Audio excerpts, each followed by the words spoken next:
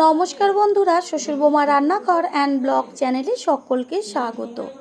আজ শেয়ার করব দুর্দান্ত স্বাদের কাঁকরোলের ভর্তা, যেটা নাকি গরম গরম ভাত বা রুটির সাথে একদম জমে যাবে। তাহলে কি করে তৈরি করব সেটাই দেখে নেওয়া যাক। সবার প্রথমে এইখানে নিয়েছি কাঁকরোল। কাঁকরোলগুলোকে এবার কিভাবে কেটে নেব সেটাই শেয়ার করব। কাঁকরোলগুলোকে এবার কেটে নেব। সামনের দিকে আর পেছনের দিকে সামান্য অংশ কেটে বাদ দিয়ে দেব। তারপর যে কাটা কাটা অংশটা থাকে সেটা হালকা করে ছুরি বা বটির সাহায্যে কেটে নিতে হবে। দেখাই যাচ্ছে যে কতখানি হালকা করে কেটে নিচ্ছি। এইভাবেই সমস্ত কাঁকরোলগুলোর গায়ের থেকে যে কাটা কাটা অংশটা থাকে সেটাকে কেটে নিব। এবার একটা কাঁকরোল নিয়ে তারপর গোল গোল চাকচাক করে পাতলা করে কেটে একদম যে আলু যেভাবে ঝিরিঝিরি করে কাটে সেইভাবে কেটে নেব। আপনারা চাইলে এটা বড় বড় টুকরো করেও নিতে পারেন, তবে এইভাবেই যদি ঝিরিঝিরি করে কেটে নেওয়া হয় তাতে রান্না করতে সময়টা কম লাগবে। এইভাবে সমস্ত কাঁকরোলগুলো কেটে নিয়ে ফিরে আসছে। কাঁকরোলগুলো কেটে নেওয়া হয়ে গেছে। এইখানে নিয়েছি পেঁয়াজ, আর যেহেতু ভর্তা সেই কারণে পেঁয়াজের পরিমাণটা একটু বেশি দিলেই টেস্টটা বেশি টেস্টি হবে। মাঝখান থেকে অর্ধেক করে কেটে তারপর গায়ের থেকে খোসাগুলোকে ছাড়িয়ে একদম ঝিরিঝিরি করে পেঁয়াজটাকে কেটে নেব। যেসব বন্ধুদের চ্যানেল না থাকা সত্ত্বেও এত সুন্দর সুন্দর কমেন্ট করে আমাদের ভিডিওর মাধ্যমে জানাচ্ছে, যেই সব কমেন্টগুলো দেখে সত্যিই আমরা এতটাই আনন্দিত হই। যেমন স্বপ্না দত্ত লিখেছে, আমি ব্যাঙ্গালোর থেকে দেখছি, দারুণ লাগলো। স্বপ্না দিদিভাই, আপনাকে ও আপনার পরিবারের সকলকে অসংখ্য অসংখ্য ধন্যবাদ ও অনেক অনেক ভালোবাসা। এইভাবেই আমাদের পাশে থেকে এগিয়ে নিয়ে যাবেন। কথা বলতে বলতে পেঁয়াজগুলো কেটে নেওয়া হয়ে গেল।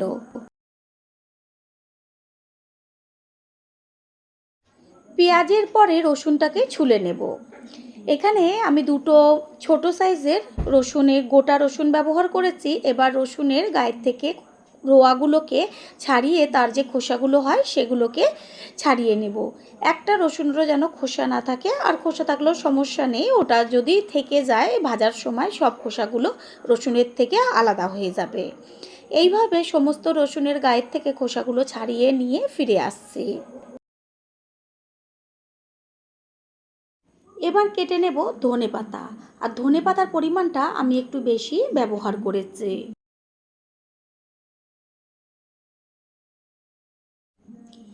কাঁকরোলগুলোকে কাটার পরে ভালো করে 3 থেকে 4 বার জল পাল্টে পাল্টে ধুয়ে একটু জলে ভিজিয়ে রেখেছি। গ্যাসের ওভেনে কড়াই বসিয়ে তাতে দিয়ে দিয়েছি সর্ষের তেল, আর তেলের মধ্যে দিচ্ছি 4টে শুকনো লঙ্কা। ঝালটা যে যেমন খাবেন সেই অনুযায়ী লঙ্কার পরিমাণটা কম বেশি ব্যবহার করবেন। ভর্তার ক্ষেত্রে সবসময়ের জন্য সর্ষের তেলেই কিন্তু বেশি টেস্টি হয়। পুরো লাল লাল করে লঙ্কাগুলোকে গ্যাসের ফ্লেম লোতে রেখে ভেজে নেব। লঙ্কাগুলো ভেজে নেওয়া হয়ে গেল। এবার তেল ছেঁকে লঙ্কাগুলোকে তুলে নেব। ওই তেলের মধ্যে দিয়ে দেব যে রসুনগুলো খোসা ছাড়িয়ে রেখেছিলাম সেই রসুন। ভর্তাতে পেঁয়াজ রসুনের পরিমাণটা একটু বেশি দিতে হয়। আমি এইখানে ছোট ছোট যে রসুন তার 2খানা গোটা রসুন ব্যবহার করেছি। রসুনের মধ্যে দিয়ে দেব একদম অল্প পরিমাণ লবণ। রসুনের পরিমাণ অনুযায়ী লবণটা কম বেশি দিতে হবে, আর রসুনটাকেও একদম পুরো লাল লাল করে ভাজতে হবে, যেন ভাজাতে সম্পূর্ণ রসুন সিদ্ধ হয়ে যায়।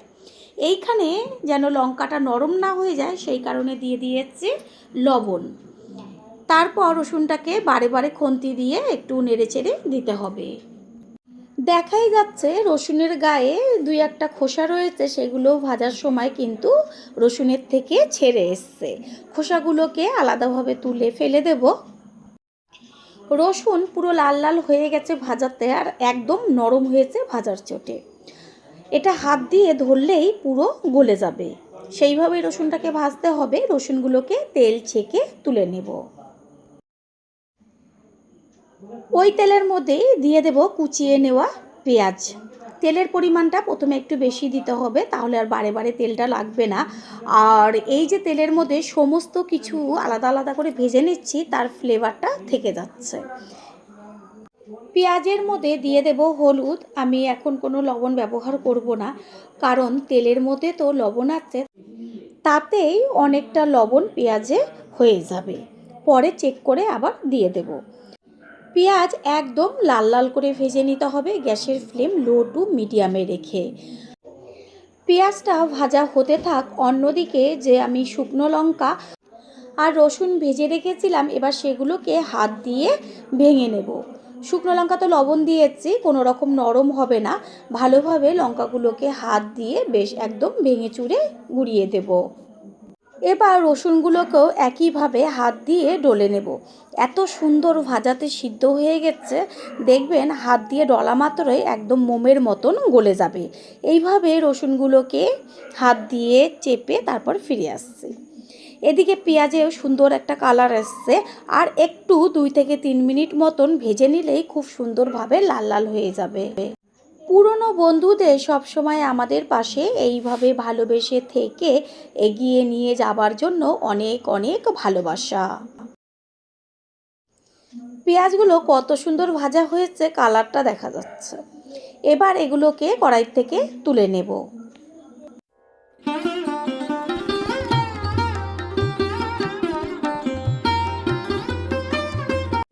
বেঁচে থাকা তেলের মধ্যে দিয়ে দিচ্ছি একদম ছোট ছোট করে কেটে নেওয়া টমেটো। ঠিক সমস্ত উপকরণগুলো এইভাবে আলাদা আলাদাভাবে ভেজে নিতে হবে। আর টমেটোটা তাড়াতাড়ি মজে আসার জন্য এর মধ্যে দিয়ে দেব একদম অল্প পরিমাণ লবণ। প্রথমবার যারা আমাদের চ্যানেল ভিজিট করছেন তাদের আন্তরিক শুভেচ্ছা ও অনেক ভালোবাসা।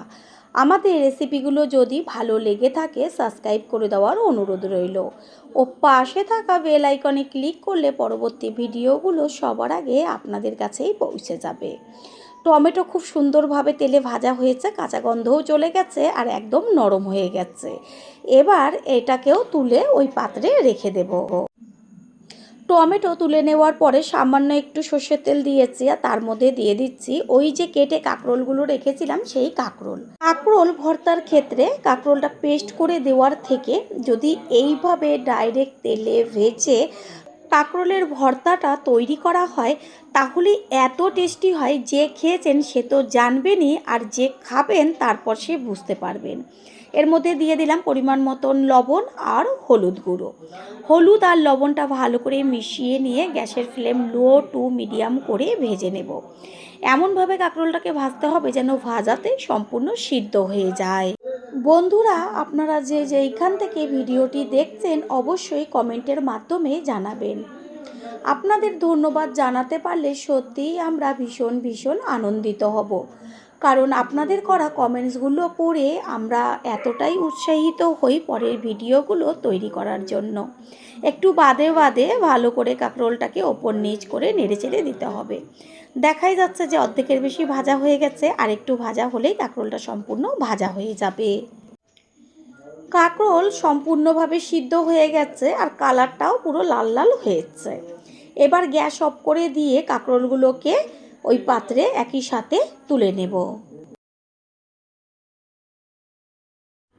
কাঁকরোলটা ঠান্ডা হয়ে যাওয়ার পরে এবার হাত দিয়ে ভালো করে কাঁকরোলগুলোকে মেখে নিতে হবে। ঠিক এইভাবে হাত দিয়ে চেপে চেপে কাঁকরোলগুলোকে সমস্ত ভেঙে চুরে দিতে হবে। হাত দিয়ে যদি ভর্তাটা মাখা হয় তাহলে তার স্বাদই কিন্তু সম্পূর্ণ আলাদা হয়। কাঁকরোলটা সুন্দরভাবে মাখা হয়ে গেছে, এর মধ্যে দিয়ে দিচ্ছি স্বাদ অনুযায়ী লবণ, আর দিয়ে দেব কুচিয়ে নেওয়া ধনেপাতা।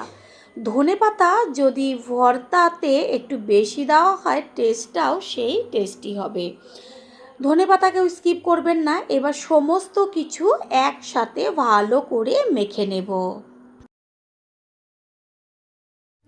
ভর্তাটা সুন্দরভাবে মেখে নেওয়া হয়ে গেছে, তৈরি হয়ে গেল আজকের রেসিপি। আশা করি রেসিপিটি ভালো লাগলো। আর যদি ভালো লেগে থাকে একটা লাইক, কমেন্টস, পারলে একটা শেয়ার করে অবশ্যই জানাবেন। আপনাদের করা একটা লাইক ও লাইকের পাশে থাকা হাইপ আর একটা শেয়ার আমাদের কাছে অনেক অনেক গুরুত্বপূর্ণ। All friend, thanks for watching my video. আপনারা সকলে ভালো থাকবেন, সুস্থ থাকবেন। আবারও দেখা হবে অন্য কোনো রেসিপির এপিসোডে।